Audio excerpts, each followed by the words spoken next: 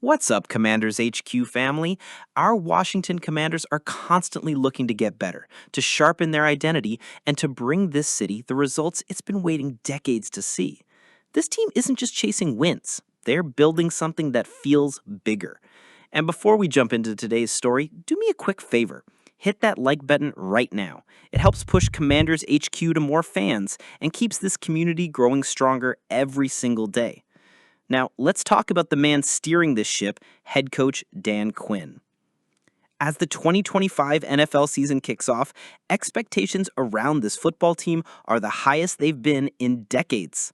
Last year, Washington shocked the league by charging all the way to the NFC Championship game. They didn't quite make it to the Super Bowl, but the run changed everything. The perception of this franchise, the way the locker room sees itself, and the way the NFL views Washington. But here's what I love. Quinn isn't satisfied with simply replicating that success. He was asked about it just days before the opener, and his answer hit like a hammer. I don't want to replicate it. I want to build off it. That's a statement of intent. Replicating means doing the same thing again. Building means stacking more bricks on top of what's already there. Quinn's message is clear. Last year was just the start. One of the traps teams fall into after a breakout season is believing they've arrived, believing they're now the team being hunted. Quinn isn't letting that happen. He wants the Commanders to stay aggressive, to keep playing with that underdog mentality, to approach every matchup as the hunter. And that mindset, it's already embedded in the locker room. When cornerback Jaden Daniels was asked if he feels extra pressure after last year's run, his answer was short and sharp. Nah, me personally, no, not at all. That's the confidence of a young leader who believes the job isn't done.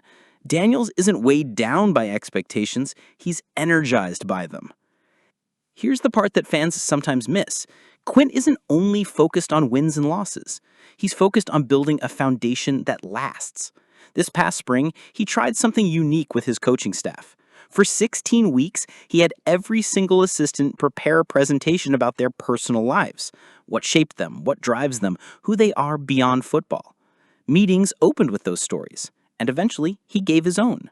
Then he brought the exercise to the players, calling it My Story. Guys opened up.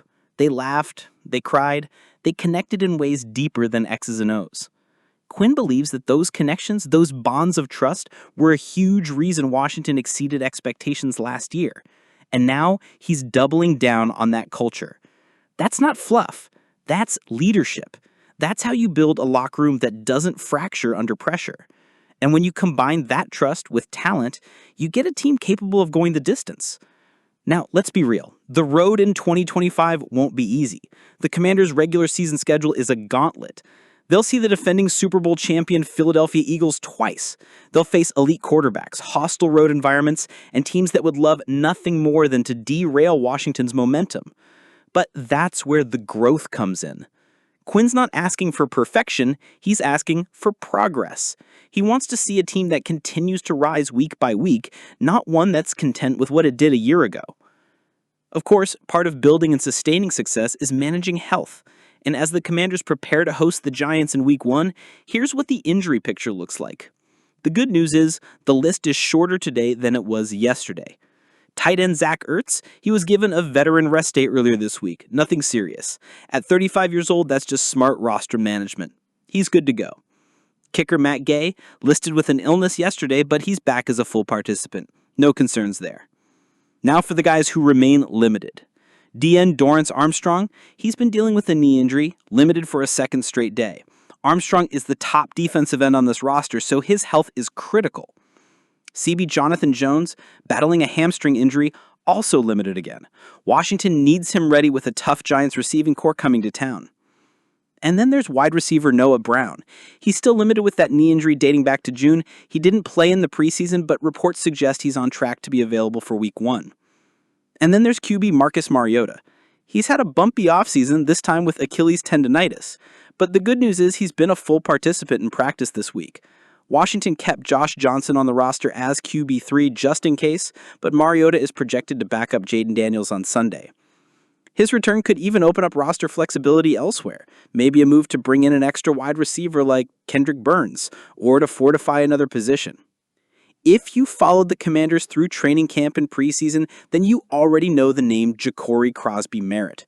He wasn't a high draft pick. He wasn't even expected to crack the 53-man roster.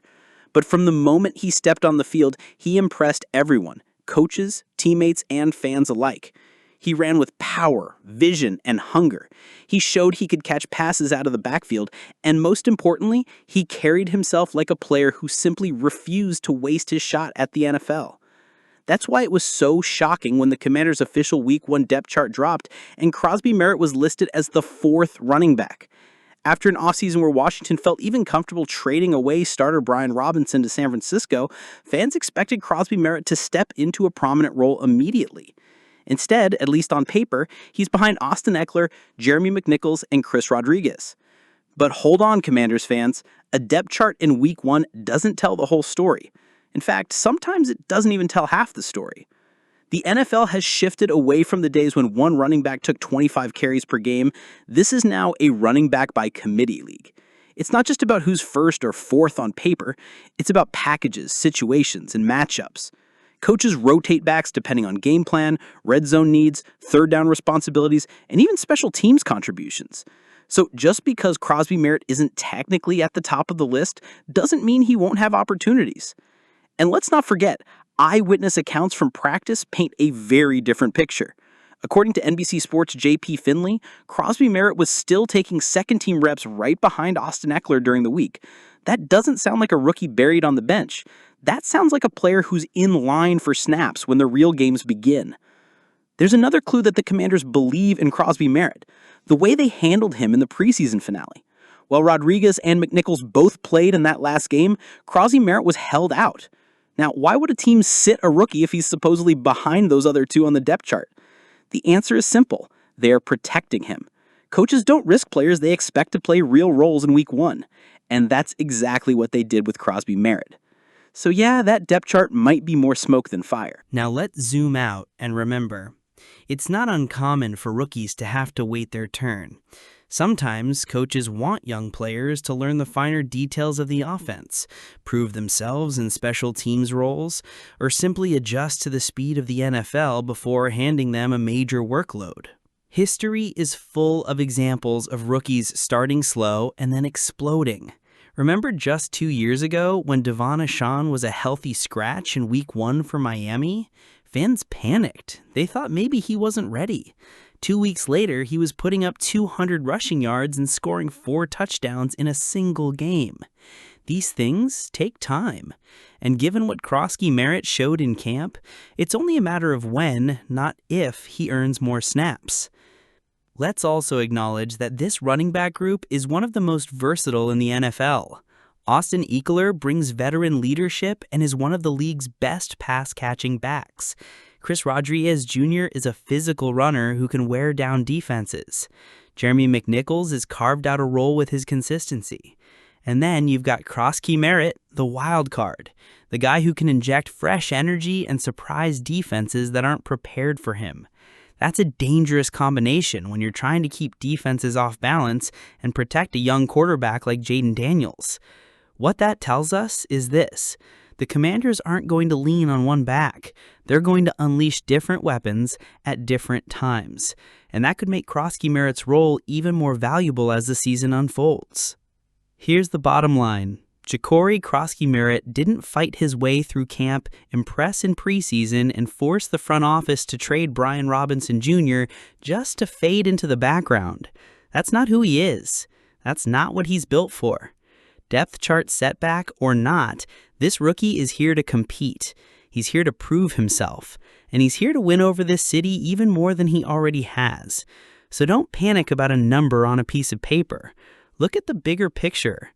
This rookie is going to play.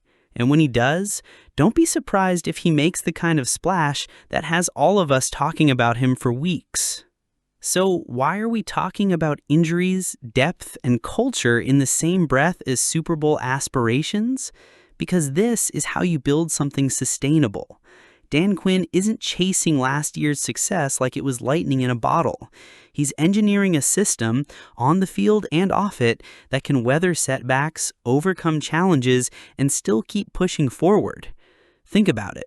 Last year, this team went further than anyone thought possible.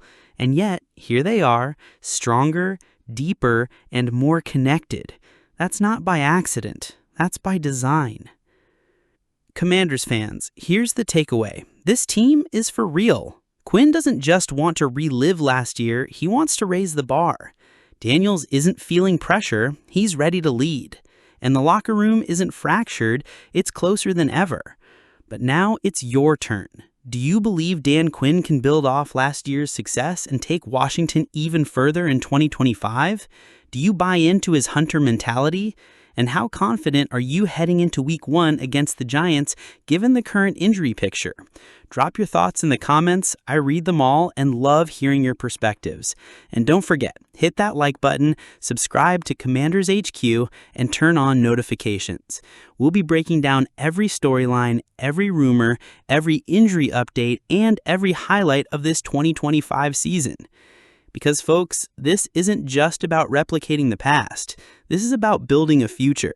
And if Dan Quinn has his way, the future of the Washington Commanders is going to be something special.